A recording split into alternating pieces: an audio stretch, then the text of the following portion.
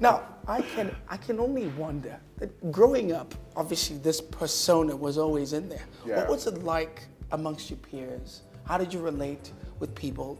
Do you find that people are always seeing you the way we do? Ooh, he's mysterious but cool. Ooh, he's unpredictable but interesting. Yeah. Was it like that even growing up? I think growing up was quite interesting. Started from primary. I used to have like big hair, you know, like when I won the Tlale in 2000, I had big that hair. was Dave. So so even when I was in primary, I used to have big hair. And I remember we got into a bit of a situation or argument with one of my teachers when she said to me, I must cut my hair. I said, I'm gonna tell my mom. My mom came and she said, I hear you told my son to cut his hair. I'm like, yes, she did. And then she agreed that all the boys must cut their hair. She goes, my son is not gonna cut his hair. So I had to stay with my afro, and ultimately I was called Mr. Pam in primary for 7 years. That must have affirmed you though. Yeah, well. I mean, like it must have.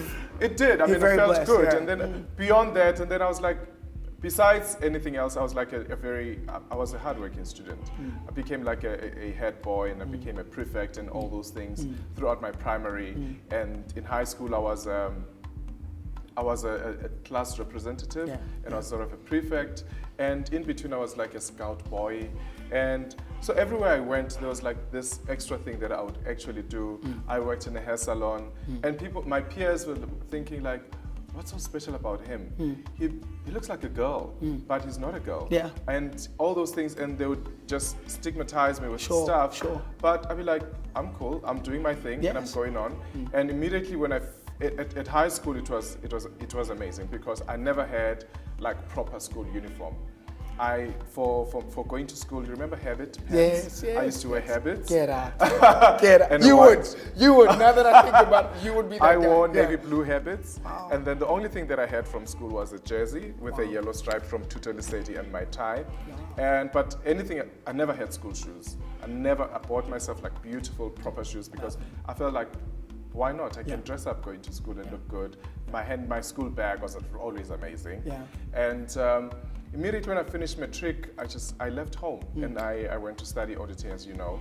And then I got into fashion school. In fashion school, people are like, who are you?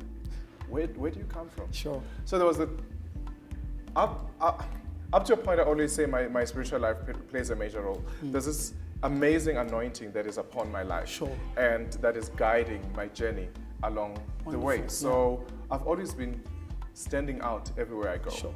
Having to prove yourself too.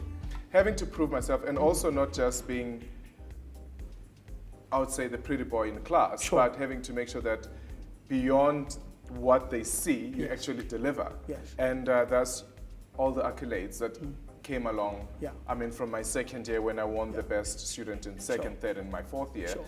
And all that comes back with hard work.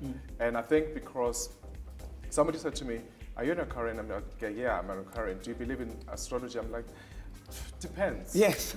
What's in it for me? What's in it for me? So, and it goes like, yeah, you behave like such an Aquarian, hardworking and self-driven, I'm like, yeah, that's cool. But beyond that, there's still me.